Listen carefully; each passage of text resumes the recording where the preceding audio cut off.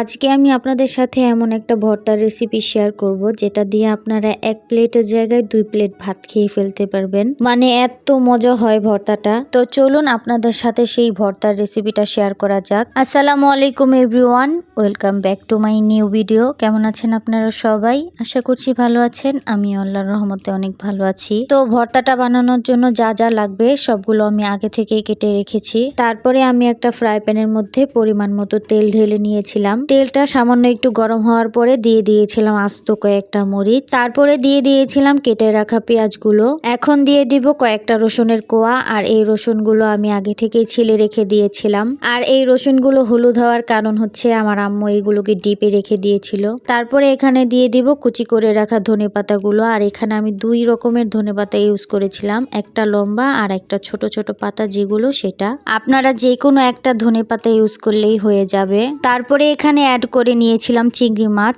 আর এই ভর্তাটা বানানোর জন্য আপনারা যে কোনো বড় মাছটা ইউজ করতে পারেন, বাট আমার এই ভর্তাটা চিংড়ি মাছ দিয়েই বেশি ভালো লাগে, কারণ চিংড়ি মাছটা দেওয়ার কারণে ভর্তাটাতে আলাদা একটা ফ্লেভার আসে আর ভর্তাটা খেতেও অনেক বেশি মজা হয়। তো এই জন্য চিংড়ি মাছটা দিয়েই ভর্তাটাকে বানানোর চেষ্টা করবেন। বাই দ্য ওয়ে, ভর্তাটাকে একটু কালারফুল করার জন্য এখানে আমি সামান্য একটু হলুদের গুঁড়া ইউজ করেছিলাম। তারপরে এগুলোকে একটু ভালো করে নেড়ে চেড়ে এখানে দিয়ে দিয়েছিলাম পরিমাণ মতো লবণ। আর এই লবণের পরিমাপটা আমি বললাম না, কারণ এটা আপনাদের টেস্ট অনুযায়ী আপনারা দিয়ে দিবেন। শেষে দিয়ে দিয়েছিলাম সামান্য একটু পানি, যাতে করে সবগুলো জিনিস খুব ভালো করে সিদ্ধ হয়ে যায়। পানিগুলো শুকিয়ে আসার জন্য এখানে আমি 5 মিনিটের মতো ঢাকা দিয়ে রেখে দিয়েছিলাম। 5 মিনিট পরে এসে দেখি পানিগুলো একদম শুকিয়ে গিয়েছে।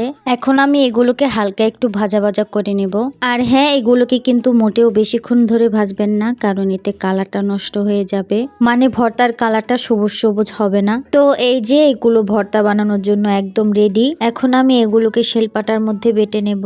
আপনারা চাইলে এগুলোকে ব্লেন্ডারও করে নিতে পারেন, বাট ব্লেন্ডার করলে আমার তেমন একটা ভালো লাগে না, এই জন্য আমি এগুলোকে পাটায় বেটে নিচ্ছি। আর ভর্তা খাবো, কষ্ট করব না তা তো হতে পারে না। আর একটু মজার জন্য এখানে আমি দিয়ে দিয়েছিলাম কুচি করে রাখা পেঁয়াজ, যেটা আমি আগেই করে রেখে দিয়েছিলাম। এই কাঁচা পেঁয়াজটা দেওয়া একেবারেই অপশনাল, আপনারা চাইলে দিতে পারেন বা না দিলেও কোনো সমস্যা নেই, কিন্তু দিলে খেতে আর একটু মজা হয় আর কি। তারপরে অ্যাড করে নিয়েছিলাম কাঁচা সরিষার তেল, আর এই সরিষার তেল দেওয়াটা কিন্তু একেবারেই মিস করবেন না। তো ফাইনালি রেডি হয়ে গিয়েছে আমার বানানো স্পেশাল চিংড়ি মাছের ভর্তাটা। ভর্তাটা বানানোর সাথে সাথেই আমি আর লোভ সামলাতে না পেরে বসে পড়েছি পাটার মধ্যেই গরম গরম ভাত নিয়ে। পাটায় মাখানো ভর্তা ভাত হচ্ছে পৃথিবীর সব থেকে বেস্ট খাবার। তো আমি খুব সুন্দর করে ভর্তাটা দিয়ে ভাতটা মাখিয়ে তারপরে খাচ্ছিলাম। এর মধ্যে দেখি আমার সব চাল্লিপাল্লি গুলাও চলে আসছে খাওয়ার জন্য। পাটায় ভাত মাখাটা আমাদের বাসায় সবাই অনেক বেশি পছন্দ করে, তো সবাইকেই আমি একটু একটু করে দিচ্ছিলাম, মানে খালামুনি,